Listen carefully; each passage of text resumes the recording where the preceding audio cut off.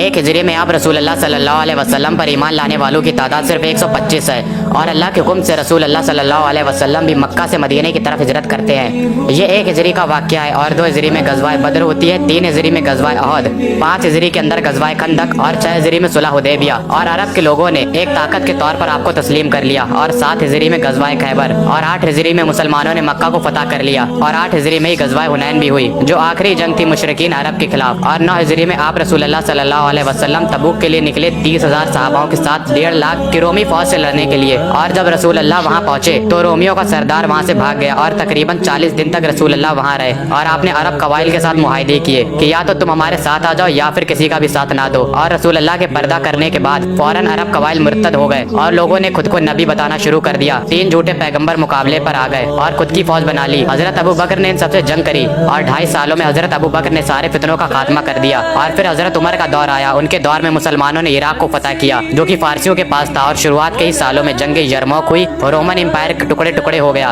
और उसके बाद पर्शियन एम्पायर के खिलाफ कासीदिया हुई जो कि 4 दिनों तक लड़ी गई और तकरीबन 8,500 मुसलमान शहीद हुए। फारसी जंग में अपने हाथियों को लेकर आ गए। मुसलमानों के घोड़े जो हाथियों को देखकर पीछे हटने लगे, मुसलमानों ने घोड़ों को छोड़कर पैदल जाकर हाथियों को गिराया। 8,500 मुसलमानों की कुर्बानी के बाद कासीदिया में मुसलमानों को ऐसी फतह नसीब हुई कि पूरी फारस सल्तनत मुसलमानों के पास आ गई। और रोमन एम्पायर जो कि यरमौक के बाद टुकड़े टुकड़े हो गई थी, उसने देखा कि मुसलमानों ने कासीदिया फतह कर ली है जो कि इतनी मुश्किल थी। पर्शियन एम्पायर जो इतनी मजबूत थी उसे मुसलमानों ने हरा दिया। तो फौरन रोमन एम्पायर ने कहा कि हम जजिया देने के लिए तैयार हैं, लेकिन हमारे पास जो हमारे मुल्क हैं वो हमारे पास ही रहने दें। सिर्फ 1 हिजरी में 125 बंदे मुसलमान हैं और 17 हिजरी में 3 बर्रे आज़मों पर मुसलमानों की हुकूमत कायम है।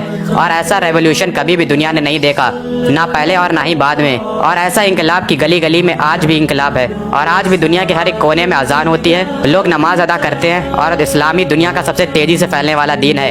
आज 1400 साल गुजर चुके हैं इस इंकलाब को और आज 1400 साल बाद भी इंकलाबी खिलाफ वैसी की वैसी है और आप सल्लल्लाहु अलैहि वसल्लम पर आज भी लोग अपनी जान देने के लिए तैयार हैं। ये इंकलाब होता है। आप दुनिया की तारीख उठाकर देख लीजिए, कोई भी इंकलाब उठाकर देख लीजिए, कोई भी 100 सालों से ज़्यादा नहीं चला, चाहे वो फ्रेंच रेवोल्यूशन हो चाहे रशियन रेवोल्यूशन हो, कोई भी 100 सालों से ज़्यादा नहीं चला। अरब के लोग, उनमें 2 कमज़ोरियाँ थी। पहला कि वो जाहिल थे, अल्लाह ने उन्हें कुरान अदा किया इल्म की शक्ल में, और दूसरा कि वो एक दूसरे से लड़ते रहते थे।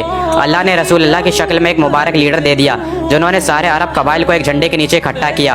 और अब रसूल अल्लाह के पर्दा करने के बाद भी अरब के कबाइल मुर्तद हो गए और अल्लाह ने दिखाया कि ये फतह अल्लाह की वजह से होती है। जब अरब कबाइल मुर्तद हो गए तो क्या तब ये किसी ने सोचा था कि मुसलमान रोमन और पर्शियन एम्पायर को गिराएंगे, क्योंकि उनको तो खुद अपने मुल्क में हुकूमत करना ही मुश्किल हो रहा था। लेकिन जब हज़रत अबू बकर ने अपना जलवा दिखाया और धीरे धीरे फतूहात बढ़ती गई तो सारे कबाइल फिर से एक हो गए। और इसी के साथ हमारी वीडियो खत्म होती है। उम्मीद करता हूँ ये आपको पसंद आई होगी। जल्द मुलाकात होगी किसी और नई वीडियो में। तब तक के लिए अल्लाह हाफिज़।